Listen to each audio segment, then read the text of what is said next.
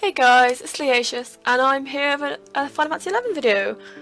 I am here today with a video for tips for new players and veterans coming back to the game after some time, because there have been a few changes that people may not know about or are not aware of, especially new players if they're coming straight into the game without doing much research. So I've got 6 handy tips that I think new players and veterans might find very handy if they're returning to the game after a very long time or are coming straight into the game new. Okay, the first tip I'm going to share with you is probably the most obvious, and this is the home points. The home points are these lovely blue crystals scattered in every main city, including Selbina and Mhaura and Vana'diel, and they are basically travel points which you can click on to travel from one area to another, even within your home city. To have them though, you will need to click on each one to register to them, else you will not be able to travel between the 2 points. So for example, I am here in Southern Sundarai in G10, there is a crystal in front of me, and I can travel to, let it load quickly, I can travel to, let's say, Vana'diel, in Western Vana'diel at this lovely home point right here, because I have visited that home point and registered the connection with it. You cannot travel between the 2 unless you have clicked on both home points, and they're basically scattered all the way throughout. As you can see, there is one at this point right here, and then there's one right outside the Mughal area. That is basically throughout every home city or town or safe place where you can click on them and travel at a low cost.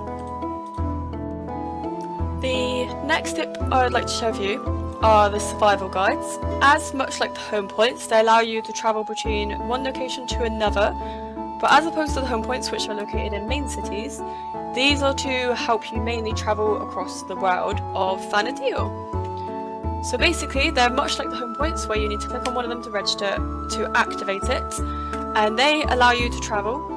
They are planted in Jueuno, Sundarai, Bastok and Windurst. As far as I'm aware, there's not one in Vana'diel, but correct me if I'm wrong. They allow you to travel between points, even places where you go out and level. You basically click on teleport assistance, and then once you have registered your survival guides, as you have found, as you have come across them, you can then go to any of them, and you can click this way, and then you can travel between any points as long as you have that registered survival guide. They are located in practically every zone you level in, as far as I'm aware. Also, many instances, not all instances though, but many instances, but once again you will have to go find them, and some are a bit out of the way, but they are worth it in the long run if you have plans to keep travelling between an instance or a leveling zone or your home city. The next tip I have for you is mounts. Mounts was introduced into the game, I'm pretty sure it's the end of last year, but it could have been beginning of this year. It's fairly new within the last year and a half-ish, as far as I'm aware. Basically, you need to be level 20, you need to also own the Map of Jueuno, and to start the quest to get the mounts, you have to speak to Mapitoto, who is located in G7, and he'll basically give you the quest Full Speed Ahead, which is a mini-game which you have to race on a mount and then come back again. Once that is completed, he will give you the trainer's whistle. Once you have obtained the trainer's whistle, you can then start obtaining mounts, which, if I remember correctly, you get 1 from starting with this, and then you can get more mounts with the login campaign points that happen every now and again when Square Enix do the campaigns. I do believe it's at 500 points you can buy mounts. So for examples, there's a few mounts I have obtained through them. I've got a raptor, a tiger, a crab and a red crab. As more login campaigns happen, more will become available. I'm not quite sure which the current one is, but there are available ones through the login campaign.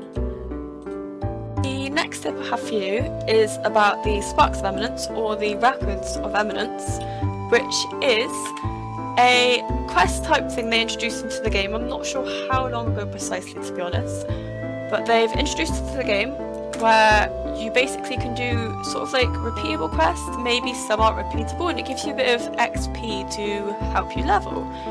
To start this, you need to go into your quests underneath the missions in the main menu, go to Records of Eminence, and then quests, well, the objective list, not quest objectives because they don't have quests. You need to go to Tutorial, Basics, and then you need to complete First Step Forward, which basically you have to talk to one of four people, either in Sandaraya, Bastok, Windurst, or Ouderlin. The Sandaraya one is Rolandian, right in front of me. She is in G10. The one in Bastok is in Bastok Markets, E11, called Isaacov. The one in Windurst Woods is Thalm Josebat in J10, or in Ouderlin, in West Ouderlin, you need to find Eternal Flame, who is in H11. You basically pick up this quest, First Step Forward, and then you go speak to one of them, and then it will set you on the path to do the Records of Eminence, which will then give you Sparks of Eminence points as well, which means you can talk to one of your lovely people, like so, and as you accumulate points, you can trade it in for either items or skill increasing tomes or gear, which can practically help you gear all the way throughout leveling, bar a few items here and there. The next tip I have for you is trusts. The trusts basically are NPCs that help you during battle. They don't affect your stats, they don't affect your level, they just level up with you as you go.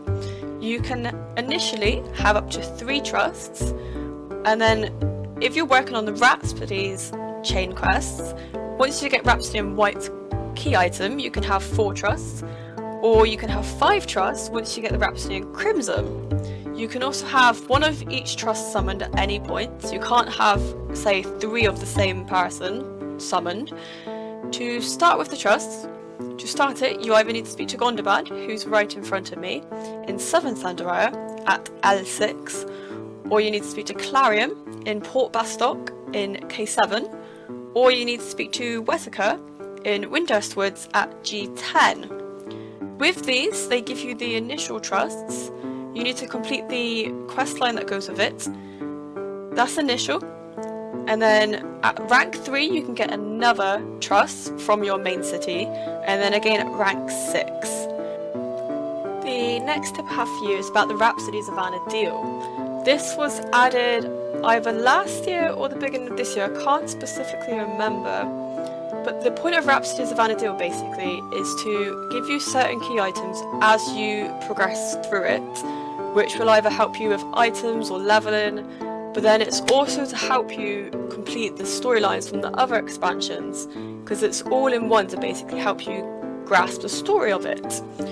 To start with the Rhapsodies, you need to go into your Mog House, and then zone into any area connecting in a Mog House, in Sandaraya, Bastok or Windurst, not Ouderlin I'm afraid. And then after that initial cutscene, you then need to zone into either Mhaura or Selbina, which will then trigger another cutscene for the next quest the next mission in the progression line. So the Rhapsodies will go under the missions, under the add-ons. As you can see, I've started to do it myself, but basically it's missions as you go along, which will split you up against the rest of the expansions, the main storylines, give you items, etc, etc. As you progress through the Rhapsodies missions, it will unlock certain items for you, which you can then buy at a Curio Vendor Moogle, as per the one in front of me. So as like a rough general, some of the items you may be able to get from them are keys for the chests for certain missions, scrolls, key items, foods, etc, etc. The Curio Vendor Moogles are located in the ports of the 3 main cities: Port Sandaraya, J9, Port Bastok, K13, or Port Windurst, M4. They're not unfortunately available in Ouderlin, they're only available in the 3 main cities. So once you progress a bit more through the Rhapsodies missions, you'll be able to unlock certain items which will then help you with certain missions on other quest lines, etc, etc. Those were my tips for new players coming into Final Fantasy XI or old veterans coming back to the game that may or may not know about some of the changes. I'm really sorry if this is not explained correctly. I tried to do my best.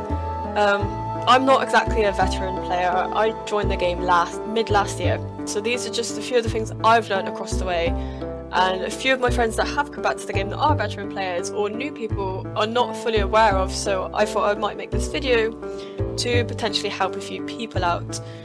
If you do like this video, I would very much appreciate it if you would give it a thumbs up just so I would know. Also, if you like my videos, maybe you could subscribe to my channel. I also currently stream over on Twitch TV 3 to 4 days a week, Monday through Friday, 11 PM GMT, 3 PM PDT, at twitch.tv/Leasious, much like my username over here. Anyways, peace out, Girl Scouts, and I'll see you all in my next video.